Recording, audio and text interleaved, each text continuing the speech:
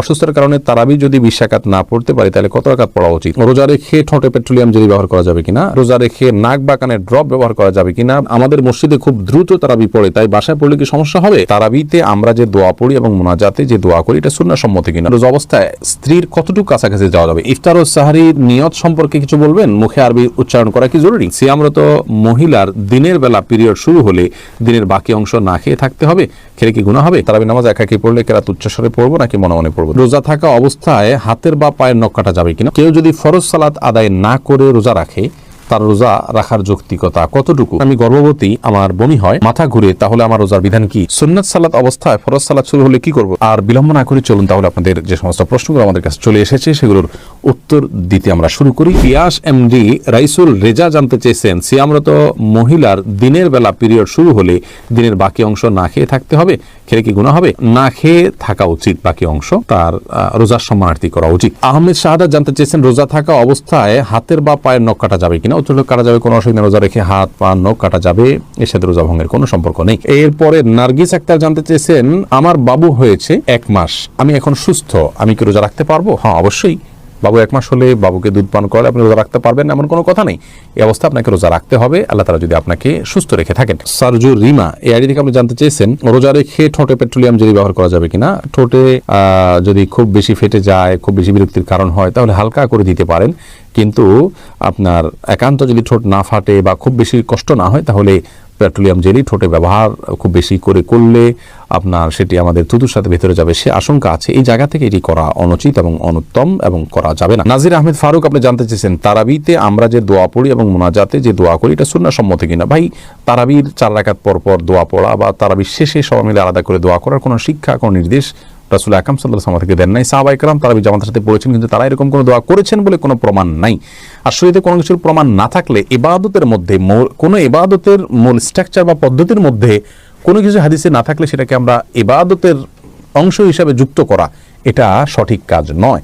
আমরা মনে করি যে এটাকে কেউ যদি তারাবির অংশ মনে করেন এটা ভুল হবে। হ্যাঁ, মাঝে মধ্যে করলেন সেটা ভিন্ন কথা, সালাতের পর দোয়া কবুল সেই জায়গা থেকে যা যা মতো দোয়া করলেন সেটাও অসুবিধা নেই, এটা ঐচ্ছিক বিষয়। কিন্তু সিস্টেম বানিয়ে নেওয়া এবং এটাকে একটা ফরম্যাটে আনা যে নিয়মিত এই কাজটা করা সেটা কিন্তু সঠিক নয়। এরপর শেখ মোহাম্মদ শামীম জানতেছেন, তারাবি নামাজ একাকি পড়লে কেরাত উচ্চস্বরে পড়বো নাকি মনে মনে পড়বো? দুইটাই করতে পারেন। উচ্চস্বরে পড়বেন এই নিয়তে, আপনি তাকবীর জোরে দিবেন, একামত দিবেন যে আপনি ইমামতি করছেন, কেউ এসে আপনার সাথে পাশে যেন মাঝপথে দাঁড়িয়ে যেতে পারে, সেই জায়গা থেকে আপনি উচ্চস্বরে পড়তে পারেন।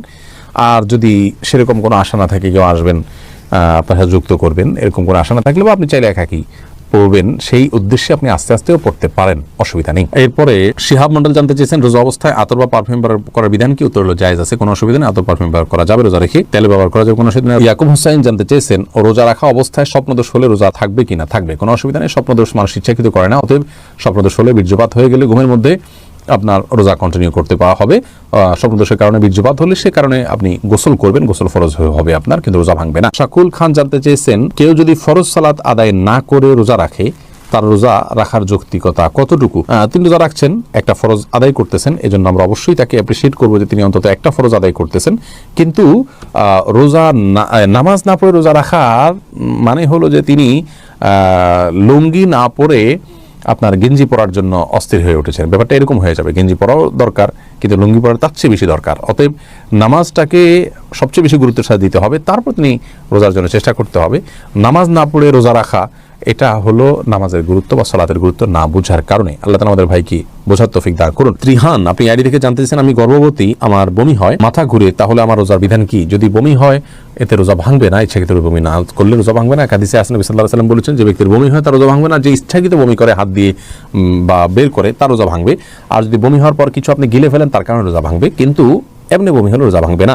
মাথা ঘুরে বমি হয় তারপর কষ্ট করে আপনার রোজা রাখা উচিত, এটা ফরজ রোজা, এখানে কার্পণ্য করা উচিত নয় এবং ত্রুটি করা উচিত নয়। আল্লাহ আমাদের তৌফিক দান করুন। এমনি হাসানুল করিম জানিয়েছেন, রোজা অবস্থায় স্ত্রীর কতটুকু কাছাকাছি যাওয়া যাবে? রোজা অবস্থায় স্ত্রীর সাথে সম্পূর্ণ পাশাপাশি শোয়া যাবে, থাকা যাবে, এমনকি চুম্বনও করা যাবে, আলিঙ্গনও করা যাবে, কোনো অসুবিধা নেই। শুধুমাত্র স্ত্রীর সহবাস সেটি করা যাবে না। সহবাসটা যাতে না হয় সেই জিনিসটি খেয়াল করতে হবে। লজ্জাস্থানের মিলন সেটি সরাসরি হারাম, বীর্যপাত না হলেও শুধু সম্মিলনটাই হারাম। এছাড়া আলিঙ্গন চুম্বন হতে পারে। আমাদের আয়েশা রাদিয়াল্লাহু আনহা বলেছেন যে নবী সাল্লাল্লাহু আলাইহি ওয়াসাল্লাম রোজা রাখা অবস্থায় স্ত্রীদের আদর সোহাগ তিনি করতেন এটি জায়েজ আছে। তবে কেউ যদি সেটি করতে গেলে নিজেকে নিয়ন্ত্রণ করতে পারবেন না এমন আশঙ্কা হয়, তাহলে তার জন্য এটি করা জায়েজ নাই। সাদ্দাম হোসেন জানতে চেয়েছেন, গর্ভবতী 9 মাসের সময় রোজা না রাখলে গুনাহগার হবে কিনা। 9 মাসের সময় যদি রোজা রাখলে তার অসুবিধা হয়, সন্তানের বড় কোনো রিস্ক থাকে অথবা তার শরীরের বড় ধরনের কোনো রিস্ক থাকে, যেটা একজন দিনদার একজন মুসলিম ডাক্তার তাকে সাজেস্ট করেন, তাহলে সেক্ষেত্রে রোজা না রাখলে গুনাহগার হবেন না। কিন্তু এই রোজাগুলো তাকে পরবর্তীতে রেখে দিতে হবে। অহেতুক আপনার ভয় থেকে যে হতে পারে ক্ষতি, এরকম নিছক আশঙ্কা থেকে বা আপনার সন্দেহের কারণে রোজা না রেখে থাকা জায়েজ নেই গর্ভবতী মায়ের জন্য। রাখলে যদি নিশ্চিত ক্ষতি হবে বা প্রবল সম্ভাবনা থাকে, সেক্ষেত্রে তিনি রোজা না রাখতে পারেন। আশরাফুদ্দিন জানতে চেয়েছেন, আমাদের মসজিদে খুব দ্রুত তারাবি পড়ে, তাই বাসায় পড়লে কি সমস্যা হবে? আপনি যদি এত দ্রুত তারাবি পড়ে যে নামাজ হয় কিনা এটা সন্দেহ হয়, মানে রোকনগুলাই ঠিক মতো করে না, দাঁড়ায়া একটু অপেক্ষা করে, এটা করে না, রুকুতে আপনার যতটুকু না অপেক্ষা করে না ততটুকু করে না, এত দ্রুত যদি করে অনেক সময় রুকু থেকে উঠে সাথে সাথে চলে যায়, একটু 1 সেকেন্ড অপেক্ষা করে না, এরকম করলে তো তার নামাজই হয় না। এরকম ব্যক্তির পিছনে না পড়ে বাসায় পড়া উত্তম। কিন্তু যদি একটু তেলাওয়াতটা তাড়াহুড়া করে, কিন্তু এত তাড়াহুড়া করে না যে নামাজ বিশুদ্ধ হয় না, তাহলে সেক্ষেত্রে আপনাকে জামাতের সাথে আদায় করাটাই উচিত হবে, উত্তম হবে। যদিও তারাবির নামাজ কেউ জামাতের সাথে আদায় না করলে কোনো গুনাহ হবে না, তার মধ্যে তিনি একা পড়তেও পারবেন, কিন্তু জামাতের নামাজ অবশ্যই 27 গুণ বেশি সওয়াব রাখে। মেহেদী হাসান মির্জা জানতে চেয়েছেন, রোজা রেখে নাক বা কানে ড্রপ ব্যবহার করা যাবে কিনা। ভাই মেহেদী হাসান, রোজা রেখে নাকে ড্রপ দিতে পারবেন না, কারণ নাকে ড্রপ দিলে সেটা গলায় যেতে পারে। নবী সাল্লাল্লাহু আলাইহি ওয়াসাল্লাম বলেছেন, ওয়ামাদমিদ ইল্লা আন তাকুনা সাইমান, তুমি কুলি করবে কিন্তু রোজাদার হলে গড়গড়া করতে যাবে না, কারণ গড়গড়া করলে ভিতরে পানি যেতে পারে। নাকে ড্রপ দিলে সেটা যদি ভিতরে যেতে পারে, অতএব সেই জায়গায় এখানে নাকে ড্রপ দেওয়া যাবে না রোজা রেখে। কিন্তু কানে ড্রপ দিতে পারেন, চোখে ড্রপ দিতে পারেন, যে চোখের সাথে আপনার আমাদের গলার সম্পর্ক নেই, কানে ড্রপ দিতে পারেন, সেটারও সরাসরি সম্পর্ক নেই। যদি আপনি গলায় স্বাদ অনুভব করেন ড্রপ দেওয়ার পরে কানে বা চোখে, তাহলে সেক্ষেত্রে আপনি সে রোজা আবার রেখে দিবেন, কিন্তু নাকে দিতে পারবেন না, যেহেতু নাকে দিলে সেটা ভেতরে যায়। এরপরে সাইদুর রহমান জানতে চেয়েছেন, ইফতার ও সাহারির নিয়ত সম্পর্কে কিছু বলবেন, মুখে আরবি উচ্চারণ করা কি জরুরি? ভাই সাইদুর রহমান, নিয়ত হলো ইচ্ছা করার নাম। নিয়ত শব্দের অর্থ হলো ইচ্ছা করা, আর ইচ্ছা মানুষ মন দিয়ে করে। আমি ইচ্ছা করেছি, অর্থাৎ আমি মনে মনে কোনো প্ল্যান করেছি, এটার নামই হলো নিয়ত করা। রোজার নিয়ত করতে হবে অন্যান্য সমস্ত আমলের মতো, ইন্নামাল আমালু বিন্নিয়াত, সমস্ত আমলে নিয়তের উপর নির্ভরশীল। নিয়ত না থাকলে কোনো আমলই গ্রহণযোগ্য হবে না। কিন্তু নিয়তের মানে এই নয় যে মুখে উচ্চারণ করতে হবে। শরীয়ত আমাদেরকে মুখে উচ্চারণ করে নিয়ত করার কোনো শিক্ষা দেয়নি, এবং রোজার জন্য আলাদা কোনো নিয়তের শিক্ষা আল্লাহ তাআলা দেননি। নামাজের ক্ষেত্রেও কোনো নিয়ত, রোজা মুখে নিয়ত করার কোনো শিক্ষা আল্লাহ তাআলা দেননি। অতএব আমরা মনে মনে আমি যে রোজা রাখছি এটাই আমার নিয়ত হিসেবে যথেষ্ট হবে। আপনি ভোর রাতে কেন খেতে উঠেছেন? রোজা রাখার জন্য উঠেছেন, এর মানে হলো আপনার রোজা রাখার ইচ্ছা আছে, বাস নিয়ত আছে। আলাদা করে সেটাকে মুখে উচ্চারণ করা আর কোনো নির্দেশ ইসলাম আমাদেরকে দেয়নি, কোনো প্রয়োজন নেই। এটাকে জরুরি মনে করলে একটা দোয়া বানিয়ে নিচ্ছি আমরা, নাওয়াইতু আন আসুমা গাদান ইত্যাদি, এরকম দোয়া বানিয়ে নিলে সেটি বরং বিদআতে পর্যবেসিত হতে পারে, যদি সেটাকে আমরা সুন্নাহ মনে করি বা রোজার জন্য গুরুত্বপূর্ণ বা জরুরি মনে করি। বাবুল হোসেন জানতে চেয়েছেন, সুন্নাত সালাত অবস্থায় ফরজ সালাত শুরু হলে কি করব? সুন্নাত নামাজ নিয়ত করেছেন, ফরজ শুরু হয়েছে, তাড়াতাড়ি করে সুন্নাত শেষ করে ফরজে যোগদান দিয়ে করবেন। আর উলামা ইকরাম অনেকে বলেন অবস্থা নামাজ ছেড়ে দিয়ে ফরজে যোগদান করবেন, কারণ তারা বলেন ইদা উকিমাতিস সালাতু ফালা সালাতা ইল্লাল মাকতুবা। নবী সাল্লাল্লাহু আলাইহি ওয়াসাল্লাম হাদিসের মধ্যে তিনি বলেছেন, যখন নামাজের ইকামত শুরু হয় তখন কোনো নামাজ নাই ফরজ ছাড়া, অতএব আপনি ছেড়ে দিয়ে ফরজ চলে যাবেন, এটা তারা বলেন। তো আমরা মনে করি আল্লাহ তাআলা বলেছেন, ওয়ালা তুবতিলু আমালাকুম, তোমরা তোমাদের আমল নষ্ট করে ফেলো না। আপনি নামাজ শুরু করেছেন, এখন নষ্ট করে ফেলবেন না। অতএব নামাজকে দ্রুত শেষ করে আপনি ফরজে যোগ দিবেন। আর নবী সাল্লাল্লাহু আলাইহি ওয়াসাল্লাম যে বলেছেন ইকামত শুরু হলে আর কোনো নামাজ নয়, তার মানে অন্য কোনো নামাজ শুরু করা যাবে না, আগে থেকে করে ফেললে এটা শেষ করে নেবেন। এটাই অধিকতর বিশুদ্ধ এবং যুক্তিযুক্ত বলে আমরা মনে করি। সেদিন আপনি জানতে চেয়েছেন, অসুস্থতার কারণে তারাবি যদি 20 রাকাত না পড়তে পারি তাহলে কত রাকাত পড়া উচিত? তারাবি 20 রাকাত না পড়তে পারলে যতটুকু তৌফিক হলো ততটুকু পড়বেন। তারাবির রাকাত ফুলফিল না করলে যে কোনো গুনাহ হবে এমন না, ফরজ রোজার মতো। অসুস্থতার কারণে আপনি যদি 2-4 রাকাত 6 রাকাত কমও পড়েন কোনো অসুবিধা নেই। নাজমা বেগম জানতে চেয়েছেন, ইফতারের সময় আজানের উত্তর কিভাবে দিব? ইফতারের পাশাপাশি আপনি আজান খেতে আজানের উত্তর দিতে পারবেন, কোনো অসুবিধা নেই, দেওয়া উচিত। সাইদুর রহমান জুয়েল জানতে চেয়েছেন, মোবাইলে কোরআন শরীফের অ্যাপস ডাউনলোড করে তেলাওয়াত করলে কোনো গুনাহ হবে কিনা? না, কোনো গুনাহ হবে কেন, সওয়াব হবে, কোনো অসুবিধা নেই। এরপরে সেজান হোসেন আপনি লিখেছেন, নন মাহরাম কারো কমেন্টে রিপ্লাই করলে গুনাহ হবে কিনা? নন মাহরাম কারোর কমেন্টের রিপ্লাই যদি প্রয়োজন হয় তাহলে আপনি করতে পারেন, যদি প্রয়োজন না হয় তাহলে সেক্ষেত্রে যথাসম্ভব ফিতনার আশঙ্কা থাকলে সেক্ষেত্রে এটা থেকে আপনার বিরত থাকতে হবে, এবং এটি ফিতনার দ্বারকে যেন উন্মোচন না করে সেজন্য একান্ত প্রয়োজন না হলে রিপ্লাই না করা উচিত। হ্যাঁ, এমন কোনো রিপ্লাই আপনি করেছেন যেখানে আসলে ফিতনার কোনো বিষয় নাই বা খুব প্রয়োজনীয়, তিনি ভুল কিছু বলেছেন সেটাকে আপনি সংশোধন করেছেন, এটা জায়েজ আছে। কিন্তু যেটা আজকাল দেখা যায় যে সেখানে অপ্রাসঙ্গিক কথা বলে, অর্থাৎ যেটা আসলে প্রয়োজনীয় কোনো কথা না সেরকম কিছু বলে আমরা তাদের দৃষ্টি আকৃষ্ট করার জন্য অনেকে করে থাকি, এরকম দেখা যায়, তো সেটা হলে সেটা গুনাহ হবে। শহীদ আম্বিয়া এর থেকে আপনি লিখেছেন, মসজিদ কমিটি কি ধরনের লোকদের নিয়ে গঠিত হওয়া উচিত? মসজিদ কমিটিতে সে সমস্ত লোকরা থাকা উচিত যে মানুষগুলোর মধ্যে আল্লাহর ভয় আছে, যারা আল্লাহ ছাড়া কাউকে ভয় করেন না, যারা ঈমান এনেছেন, 5 ওয়াক্ত নামাজ পড়েন এবং যাকাত দিয়ে থাকেন। এই 4 বৈশিষ্ট্য, ঈমান এনেছেন, নামাজ পড়েন, যাকাত দিয়ে থাকেন এবং আল্লাহ ছাড়া কাউকে পরোয়া করেন না, আল্লাহর ভীতিটা তাদের মধ্যে আছে, আল্লাহকে শুধু হিসেব করে কথা বলেন, বাকি কারোর মুখের দিকে তাকিয়ে কথা বলেন না, অন্তত সত্য লুকান না। এই মানুষগুলো মসজিদ কমিটির দায়িত্বশীল হওয়ার জন্য উপযুক্ত আল্লাহর কালামের ভাষায়। ইসরাত জাহান ঝিনুক আপনি লিখেছেন, নামাজে অনেক সময় সূরা নাস আগে পড়া হয়ে যায়, সূরা সিরিয়াল ঠিক থাকে না, এতে কি নামাজ সমস্যা হবে? নামাজে সূরা নাস যদি আগে পড়া হয়ে যায় তাহলে সেক্ষেত্রে প্রথম রাকাতে সূরা নাস পড়ে ফেলেছেন, তাহলে সেক্ষেত্রে আপনি পরবর্তী রাকাতে সূরা নাস পড়বেন, ইনশাআল্লাহ কারণে গুনাহ হবে না। তবে এটা যেন সচরাচর সবসময় না হয়, সেটা লক্ষ্য রাখা উচিত। সূরার ধারাবাহিকতা রক্ষা করা মুস্তাহাব নামাজের মধ্যে, অর্থাৎ আগের দিকে সূরা আগে পড়া, পরের সূরা পরে পড়া উচিত। কিন্তু কোনো কারণে শেষের সূরাটাই আপনি প্রথম রাকাতে পড়ে ফেলছেন, এখন তো আর আপনার এরপরে কোনো সূরা নাই, আপনি কই যাবেন? অতএব আপনি ওই সূরাটাকেই সূরা নাসকে আবার রিপিট করলে নামাজ হয়ে যাবে ইনশাআল্লাহ। তবে মাঝে মধ্যে এরকম হলে ইচ্ছাকৃত হয় নাই, আপনার ভুলে হয়ে গেছে, গুনাহ হবে না ইনশাআল্লাহ। শাহিন রহমান লিখেছেন, আমি যদি জানি আমার সম্পদ একই থাকবে তাহলে কি আমি 3-4 বছরের যাকাত একসাথে দিতে পারবো কাউকে স্বাবলম্বী করবার জন্য?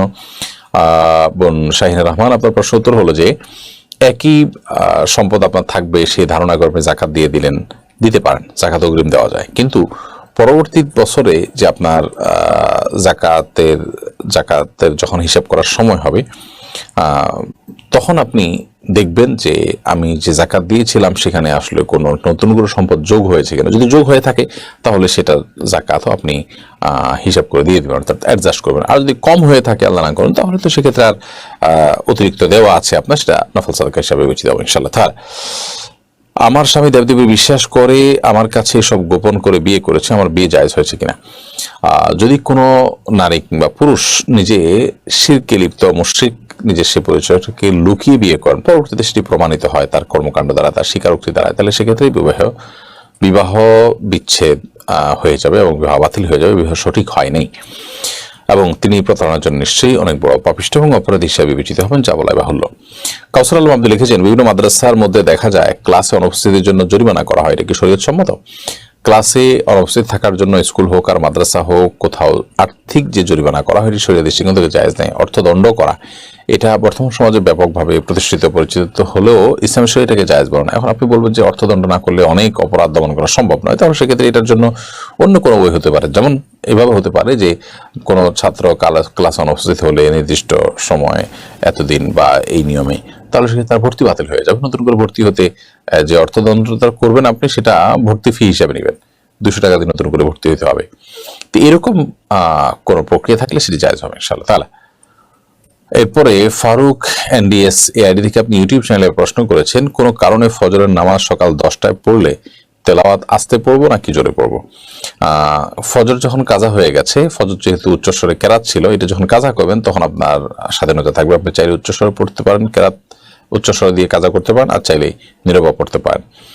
জান্নাতুল ফেরদৌস মৌ লিখেছেন, যে মেয়ের বাবা মেয়ের খোঁজ খবর নেয় না, ভাই নেই, মামা চাচারাও অভিভাবক হিসেবে দায়িত্ব পালন করে না, এই মেয়ের বিয়ের ক্ষেত্রে অভিভাবক কে হবে? দেখতে হবে যে তার আর কে আছে। যেমন দাদা যদি থাকেন তাহলে দাদা অভিভাবক হবেন, আপনার মামা চাচারা অভিভাবকের দায়িত্ব পালন করেন না বলতে আপনি কি বোঝাতে চেয়েছেন? যদি এমন হয় যে না, তারা স্বীকারোক্তি দিতে চান না, ফোন ধরেন না, সময় দিতে রাজি না, কোনো ক্ষেত্রে দায়িত্ব নিতে রাজি না, তাহলে তো সে অভিভাবক থাকার না থাকার সমান। তাহলে পরবর্তী অভিভাবককে আছে দেখতে হবে, দাদা আছেন কিনা, নানা আছেন কিনা দেখতে হবে। এরকম রক্ত সম্পর্কে কেউ যদি দূরবর্তীও থাকেন তাহলে তারা অভিভাবকত্ব করবেন। যদি সেরকমও কেউ না থাকে, বেঁচে নাই, যারা বেঁচে আছে তারা অভিভাবকত্ব করতে চায় না বা তাদের কোনো আগ্রহ নাই এবং তারা বরং আপনার অনাগ্রহ দেখানোর কারণে কোনো প্রকার ইনভলভ হতে চান না, তাহলে সেক্ষেত্রে এরকম মেয়ের অভিভাবকত্ব করবেন স্থানীয় কোনো গণ্যমান্য ব্যক্তি, কোনো মসজিদের ইমাম, এরকম ব্যক্তি হয়ে তাকে বিবাহ দেওয়ার উদ্যোগ নেবেন। জান্নাতুল ফেরদৌস আপনি লিখেছেন, লাইভটি প্রায় 60 পর্ব থেকে দেখছি, এখন পর্যন্ত একটি বাদ পড়েনি, আলহামদুলিল্লাহ অনেক কিছু শিখতে পেরেছি, আল্লাহ আপনাকে নেক হায়াত দান করুন। ভাই বোন জান্নাতুল ফেরদৌস, আল্লাহ আপনাকেও নেক হায়াত দান করুন, আমরা দোয়া করি। আর আপনি অনেকগুলো পর্ব দেখছেন, প্রায় 150 শতাধিক পর্ব দেখছেন, এটি জেনে আমাদের খুব ভালো লাগলো। জাযাকুমুল্লাহ খাইর। আল্লাহ আমাদের সবাইকে হেদায়েতের উপর রাখুন। সালমান ফার্সি লিখেছেন, আসুন্নাহ ফাউন্ডেশনের সদস্য হব কিভাবে? আসুন্নাহ ফাউন্ডেশনের সদস্য হওয়ার জন্য আসুন্নাহ ফাউন্ডেশনের যে ওয়েবসাইট আছে, সেই ওয়েবসাইটে গিয়ে আপনি সদস্য হতে পারবেন। www.asunnahfoundation.org এটা লিখে আপনি যদি সার্চ করেন গুগলে, তাহলে সেক্ষেত্রে আমাদের ওয়েবসাইট চলে আসবে। সেখানে সদস্য হওয়ার নিয়ম একদম ফ্রন্ট পেজে আপনি দেখতে পাবেন, সেখানে ক্লিক করে সদস্য হতে পারেন। এছাড়া আমাদের এই পেজে যেখানে লাইভটি দেখতে পাচ্ছেন, আমাদের এই পেজে আমাদের ফাউন্ডেশনের যে পেজ আছে, ভেরিফাইড পেজ, আমাদের ইউটিউব চ্যানেল, সব জায়গায় আমাদের অফিসের নাম্বার আছে। এই নাম্বারে আপনি অফিস টাইমে ফোন করেও সদস্য হতে পারেন ইনশাআল্লাহ তাআলা। রোমানা আক্তার খান আপনি লিখেছেন, আমারও আমার পরিবারের জন্য দোয়া করবেন। অবশ্যই আল্লাহ তাআলা আপনাদের প্রতি রহম করুন, আমরাও দোয়া চাই। আমাদের সমাজে দর্শক শ্রোতা মণ্ডলী সবার জন্য দোয়া করে আল্লাহ তাআলা সবাইকে কল্যাণ পথে রাখুন, সুস্থ রাখুন, নিরাপদে রাখুন, ভালো রাখুন। আব্দুর রাজাক এইচটি এর দিকে আপনি লিখেছেন, ফরজ নামাজের আজানের পরে মাইকে বা হ্যান্ড মাইকে নামাজে আসার জন্য আবার ডাকাডাকি করা যাবে কিনা জানলে খুশি হতাম। না, পুরোনো ডাকাডাকি করা যাবে না, কারণ প্রথম যে আপনি আজান দিয়েছেন এটাই ডাক। এরপর আলাদা করে ডাকাডাকি করা মানে হলো যে প্রথম, অর্থাৎ বিশেষ করে মাইকে আপনি আজানের মতো করে ডাকলেন, সেটার মানে হলো আপনি একাধিক আজানে বিশ্বাসী, বা এটাও এক প্রকার আজান। আর যদি এমনিতেই ওইরকম মাইকে ডাকাডাকি কিছু না, জাস্ট ব্যক্তিগতভাবে কাউকে স্মরণ করে দিলেন যে আজান হয়েছে বা ওয়াক্ত হয়েছে, তাহলে সেটা তো জায়েজ আছে, অসুবিধা নেই। এরপরে নাজিফা তাসনিম আপনি লিখেছেন, ঘুমানোর আগে যে দোয়া পড়ি মুখ না নাড়িয়ে মনে মনে পড়া যাবে কিনা? যে কোনো দোয়া বা তেলাওয়াত যেগুলো পাঠ করার নির্দেশ এসেছে, সেগুলোতে মুখ নাড়তে হবে, জিহ্বা নাড়তে হবে। মনে মনে পড়লে সেটি পড়া হয়েছে বলে বিবেচিত হবে না। রেজাউল করিম মাহমুদ লিখেছেন, ওয়াশরুমে কি মোবাইল নিয়ে যাওয়া যাবে? দেখুন, ওয়াশরুমে যত অল্প সময় নিজের কাজ সেরে চলে আসা যায় ততই ভালো, অতএব মোবাইল নিয়ে না যাওয়া উচিত। মোবাইলের সাথে আমাদের সম্পর্কটা এত গভীর হয়ে গেছে আজকাল যে আমরা মোবাইল ছাড়া ওয়াশরুমে যেতে পর্যন্ত পাই না। তো মোবাইল নিয়ে ওয়াশরুমে গেলে অনেক ডাক্তারের সাথে আমার আলাপ আলোচনা হয়েছে, তারা অনেকে আছে কমোডে বসে লম্বা সময় ব্যয় করেন, এবং এটি অনেক কোলোরেক্টাল আপনার রিলেটেড অনেক রোগের কারণ হয়। তো স্বাস্থ্যের জন্য এটি ভালো না। তাছাড়া সেখানে একটা নাপাক জায়গা লম্বা সময় বসে থাকা এবং সেখানে বাল্টি করা, উন্নত অনেক দেশে পেপার পত্রিকা পড়ে মানুষ নানান কাজকাম করে, এগুলো কোনোটাই ইসলাম শরীয়তের দৃষ্টিতে কোনো প্রশংসনীয় কাজ না, নোংরা কাজ। যথাসময় এটা থেকে বিরত থাকা উচিত। শামসুল হক লিখেছেন, আপনার মতো বিজ্ঞ আলেমরা মাহফিল বিমুখ হওয়ার কারণে এক ধরনের শূন্যতা সৃষ্টি হচ্ছে, আপনাকে আবার মাহফিলে ফিরে আসা আহ্বান জানাচ্ছি। ভাই শামসুল হক, আমরা এই বছর মাহফিল করব না, এটা আমরা আগে ঘোষণা দিয়েছি। আর এটাও এক রকমের পরীক্ষামূলক যে আমরা মাহফিল না করে ভিন্ন কোনোভাবে দাওয়াতি কাজ করতে পারি কিনা। তো আলহামদুলিল্লাহ সেটি আমরা করছি। তবে আগামী বছর আমরা মাহফিল করতে আবার নতুন করে আমরা ভাববো কিনা সেটা নিয়ে আলাপ আলোচনা ইতিমধ্যে আমাদের মধ্যে হচ্ছে। আমরা যদি পরামর্শ করে ভালো মনে করি, ইনশাআল্লাহ বিদিনা পরামর্শের সিদ্ধান্ত হলে আমরা আগামী বছর খুবই সীমিত পরিসরে মাহফিল করতেও পারি, যদি আল্লাহ তাআলা তৌফিক দান করেন। এরপরে শাহরিয়া জামাল আপনি লিখেছেন, আমি কিভাবে আল্লাহর পথে ফিরে আসবো? আল্লাহর পথে ফিরে আসার জন্য আপনি সমস্ত পাপাচার গুনহার কাজ ছেড়ে দিয়ে আল্লাহ সমস্ত নির্দেশগুলোকে মেনে মেনে চলার চেষ্টা করুন, কোরআন হাদিস জেনে সে অনুযায়ী আমল করার চেষ্টা করুন, এটাই আল্লাহর পথে ফিরে আসা। আশরা হুমায়রা আপনি লিখেছেন, কোনো বাচ্চা যদি ডায়পার পরা থাকে, আমি বুঝতে পারি তার পেশাব বা টয়লেট হয়েছে, আমার ওযু থাকা অবস্থায় সে যদি আমার কোলে থাকে, তাহলে ওযু ভেঙে যাবে? না, ওযু ভাঙবে না, কারণ আপনার শরীরে কোনো নাপাক লাগছে না। এমনকি নাপাক যদি লাগেও, লিক হয়ে শরীরে লাগলো, কাপড়ে লাগলো, তাহলে সেক্ষেত্রে আপনার ওযু ভাঙবে না। তবে যে জায়গায় লেগেছে ওই জায়গাটা ধুয়ে ফেলতে হবে। আর যদি না লাগে, ডায়পারের ভিতরে থাকে, তাহলে সেক্ষেত্রে ওযুও ভাঙবে না, কাপড় জন্য নাপাক হবে না, কারণ ওযু তো আপনার শরীর থেকে নাপাক বের হলে ভাঙবে, বাচ্চার শরীর থেকে নাপাক বের হলে আপনার ওযু ভাঙবে না। আর নাপাক যদি আপনার শরীরে না লাগে, তাহলে সেক্ষেত্রে শরীর বা কাপড় নাপাক হওয়ার প্রশ্ন নেই। রাফিন আহমেদ লিখেছেন, আজানের সময় কি বাথরুম করা যাবে? আজান চলছে এই সময়টাতে আপনি ওয়াশরুমে যেতে পারেন, কোনো অসুবিধা নেই। এরকম করে নিষেধাজ্ঞা নেই যে আজান চলছে ওই টাইমে আপনি ওয়াশরুম টয়লেটে যেতে পারবেন না। অম্মি হাইওয়া সোনিয়া আপনি লিখেছেন, আমার প্রেগনেন্সির 11 সপ্তাহ পর অ্যাবর্শন করা হয়, এই অবস্থায় কি আমার নামাজ পড়তে হবে?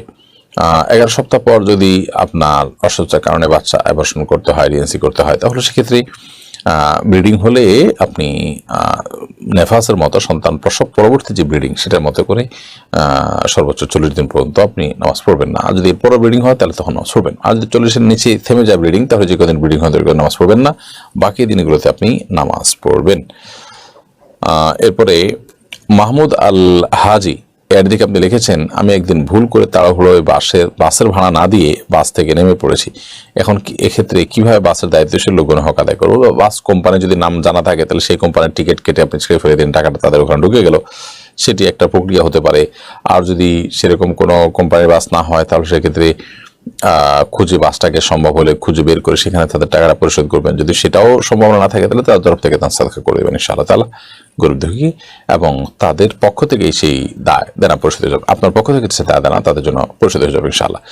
জান্নাতুল জাহিদ আপনি লিখেছেন, অসুস্থ মাকে ছেলে কি প্যাম্পাস পড়াতে পারবে? আল্লাহ মাফ করুন, যদি এরকম কোনো পরিস্থিতি হয়, মা অনেক বৃদ্ধা হয়ে গেছেন, অন্য কোনো মানুষ নেই, তাহলে সেক্ষেত্রে ছেলে সন্তান এটি করতে পারবে যদি কোনো বিকল্প না থাকে। আর অবশ্যই চেষ্টা করা উচিত বিকল্প দেখে বের করার, যে কোনো নারীকে সেবিকা হিসাবে নিয়োগ দেওয়ার বা তাদের মাধ্যমে করানোর এই চেষ্টা থাকা উচিত। কিন্তু কেউ না থাকলে, সেরকম কোনো সুযোগ না থাকলে সন্তান করলে গুনাহ হবে না। শহীদুল ইসলাম অমি আপনি লিখেছেন, টাকনুর নিচে প্যান্ট পরা বা ঢেকে রাখা নিষেধ, তাহলে মোজা পরলে তো টাকনু ঢেকে যায়, তখন কি করব? টাকনুর নিচে প্যান্ট লুঙ্গি ইত্যাদি পরা নিষেধ, মোজা পরা নিষেধ নয়। মূলত যে পোশাকটা থাকেই টাকনুর নিচে বা টাকনু সহকারে নিচের দিক থেকেই পরা হয়, ওটা টাকনু ঢেকেই তারপরে আপনার মানুষের শরীর আবৃত করে, সেটা অসুবিধা নেই। যেমন মোজা হতে পারে, এমন কিছু পায়জামা আছে যেগুলা নিচের দিক থেকে পরে আপনার উপর দিকে উঠে, অর্থাৎ আপনার পায়ের পাতা সহকারে যেগুলো ঢেকে থাকে, যেমন কোনো কোনো পাজামা আছে, কোনো কোনো সেট আছে, এরকম অনেকে ডিউটিতে এরকম পড়ে, সেগুলোর কথা ভিন্ন, সেগুলো মোজার মতোই। বাট যেগুলোতে আসলে উপর দিক থেকে নিচে যায় এবং সেটা আপনার টাকনুর নিচে ঝুলে থাকে, সেগুলো কিন্তু নিষিদ্ধ। অতএব সেই হিসাবে লুঙ্গি, কাপড়, চাদর এগুলো সাধারণত হারাম। এরপর নুজহাত হাসান লিখেছেন, আমার স্বামী 6 জানুয়ারি 2023 ইন্তেকাল করেন, কিন্তু 2023 আমরা হজ পালনের প্রস্তুতি নেই। এক্ষেত্রে আমার স্বামীর হজ কি আল্লাহ পাক কবুল করেছেন? আর আমি যে হজে যেতে পারলাম না, সেক্ষেত্রে আমার করণীয় কি? আপনার স্বামী 6 জানুয়ারি 2023 যে মারা গেছেন, আল্লাহ তাআলা তার প্রতি রহম করে, আমরা দোয়া করি। 2023 হজ পালনের প্রস্তুতি নিয়েছেন, কিন্তু সম্ভবত আপনি জানতে চাচ্ছেন যে হজ তিনি করতে পারেন নাই, সম্ভবত আপনি বলতে চাচ্ছেন। যদি প্রস্তুতি নিয়েছেন কিন্তু হজ করতে না পারেন, তাহলে সেক্ষেত্রে আল্লাহর কাছে বিনিময় তিনি পেয়ে যাবেন ইনশাআল্লাহ। কিন্তু তার সে টাকা যেটা তিনি হজ করতে চেয়েছেন, এই টাকাটা যদি অন্য আগে থেকেই তার উপরে হজ ফরজ হওয়ার মতো টাকা থেকে থাকে, তার কাছে টাকাটা এসে থাকে, তাহলে সেক্ষেত্রে আগেই হজ ফরজ হয়েছে। ধরুন 2019-18-তে মাঝে তো 20-21 আপনার করোনার কারণে করার সুযোগ ছিল না, তো তার আগে যে সময়গুলোতে, সেই সময়গুলোতে হজ করতে যে টাকা তখন লাগতো, তখন তার কাছে টাকা ছিল, তিনি বিলম্ব করেছেন, তাহলে এখন তারপর হজ ফরজ হবে। বিধায় এখন তিনি যদি মারাও যান, তাহলে তার সে সম্পদ থেকে, তার পক্ষ থেকে হজ করা দেওয়ার উদ্যোগ গ্রহণ করা উচিত। আর আপনার কোনো মাহরাম সাথে থাকলে তাকে নিয়ে হজ করার সুযোগ থাকলে অবশ্যই করবেন। আর যদি সেরকম কোনো লোক না থাকে, তাহলে সেক্ষেত্রে আপনার উপরে আপনার হজ করা ফরজ হবে না, অর্থাৎ সেক্ষেত্রে আপনি হজে যেতে পারলেন না যদি কোনো মাহরাম না থাকে, কারণ মাহরাম ছাড়া হজ যাওয়া যায় না।